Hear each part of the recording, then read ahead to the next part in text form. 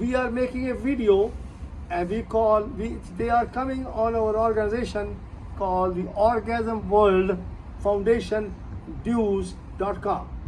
And you all can, anybody can go www.orgasmworldfoundationnews.com, and you can unload the books, and you can look all the books which are free of charge, no cost.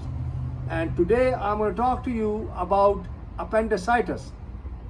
Now, we are born as a virgin belly, that our belly is totally virgin. There is nobody has entered inside the belly, because when the newborn baby is born, they come with a placenta, and the placenta gets separated, and within 5 to 10 seconds the whole existence comes in, and we are totally belong to existence, and we have only what we call a 1% of consciousness, and 99% we are not conscious, and that is a mind phenomenon. But we are a watchers. And now I'm going to tell you about the appendicitis. A lot of children, because they are conditioned, they are intellectual, because the United States is totally conditioned and artificial intelligence, and a lot of people have appendicitis. I went to medical school, I tell you, in 1960. In 1963, I was studying in Maulana Azad Medical College in New Delhi, and in what you call Daryaganj. At that time, I met a doctor, Dr. Agrawal, who was FRCS from England, but he lived in the present, and he was about 60 years of age. When I met him, he had 3-story building in Daryaganj, and he was doing appendectomies. And his procedure was that we should respect the human body. The human body is given is a virgin belly. We should not go and enter in this human body unless we really have to enter inside. So he usually sees, at that time, we're talking 1963, he was seeing about 25 to 30 new patients a day who had appendicitis. Children, the women brought them because they were all getting conditioned. And the children were getting, as they were getting appendicitis, when they come in their office, and basically after the admission, he put the NG tube, and he put an IV fluid and NPO, not give anything by mouth.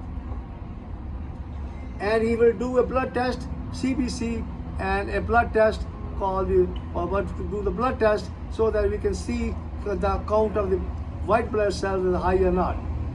And then he will admit them, and in the morning he will repeat the blood test again. But when they are admitted, he will examine them.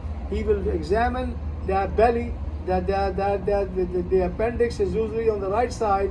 It's where these, what you call the ascending colon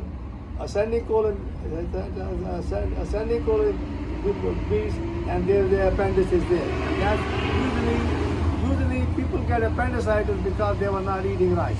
Because my father learned it that body is a heap of food, mind is a heap of impression. And that's what happened. All the children are fed, they are fed what you call unnecessary food, and that's why they end up with appendicitis. So he basically take the person, the kids come in, it may be 2-year-old, it may be 1-year-old, maybe 3-year-old, 5-year-old, 7-year-old, 10-year-old, and he will put them in, and he will give them what you call, he will give them a IV fluids, NG tube, what you call nasogastric tube, which goes to the stomach, and nothing by mouth. In the morning, he checks again the blood test. First of all, blood test, that is called all the white blood cells. He check them out, and at the same time, he will do what you call an abdominal examination, and he will feel that there is any pain or not, And he will also do a rectal examination to see where the cervix, what you call the appendix, where the appendix is, that is he can feel it, that this is what you call that painful, and that it can rupture or not. And I tell you, since he was seeing 25-30 people a day, he will usually take 1 or 2 people in the morning, those who will have possible appendicitis, possible rupture, and that's he will do that. And we tell you, I went and worked with him at that time, and we used to wash our hands. We never used to gloves, and we go and operate on these children. And that was my experience in 1963. Then I moved to the United States in 1967 as a medical doctor. I did my MBBS, and my father was living in the present. And my father was born in Gurdaspur, and my father, before his marriage, he learned it how to live in the present. He went to Dera Baba Nanak, where he learned how to live in the present. He learned from the Guru Nanak ji, and he had two sons, Baba Sri Chand, Baba Lakshmi Chand. So he was the what you call a seventh one from Baba Sri Chand. I am the eighth one from Baba Sri Chand. And my father, he learned that I learned in 1963. Now, then I moved in 1967. I moved to Florida. I moved to United States.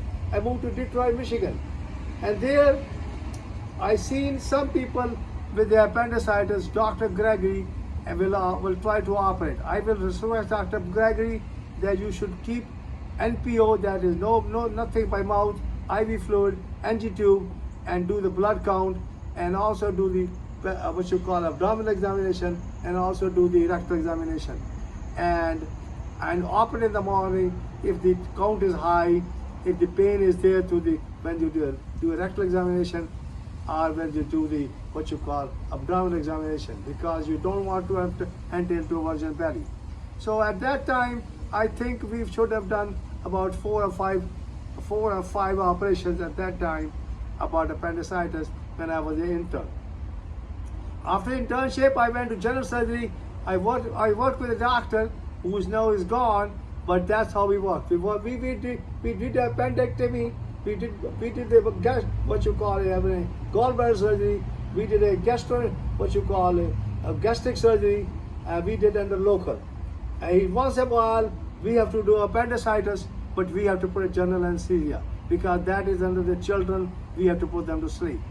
Then in 1970, I moved to Onaway, Michigan, and I was a doctor. Then in 1971, I moved to Sheboygan, Michigan, and there I met Dr. Hamzi. I was doing the urology, and once in a while I will get a kid with a what you call pain in the belly, and they feel like appendicitis, and I will basically keep them, the child, they do the blood test, that is the blood count and the CBC, and also at the same time I'll do the examination of the abdomen, and I'll do the rectal examination, and I will put the kid on NPO, that is nothing by mouth, put a NG tube and put a IV fluid, and check the blood test in the morning. If the blood test is a little bit high, I will do the examination of the rectum, to the rectal examination, and also to check the appendix, and also I'll check the appendix in the belly itself. Once in a while I have to operate, and I usually have to wait what you call the blood count come normal and a child become healthy. I will take the IG tube out and start feeding, and then I'll send them home. I had a Dr. Hamzi work with me, and he always tells me that we have to operate on the people who come with a belly, which we are refused with him, and we had to fight with him. But he's now dead. I can see that you're talking about 1971. And after that, I moved to Florida in 1974. And I have operated in what you call Dade City Hospital. And I always learned it that we should respect the human body. We should respect the human body, and we should not operate unnecessarily. Now, I request to every surgeon in United States, in all over the world, that we should not go and immediately operate on the body. We should watch, we should put an NPO, we should do a blood test, we should do a rectal examination, and we should do the abdominal examination. And we should wait till the appendix, be sure that the appendix is going to rupture.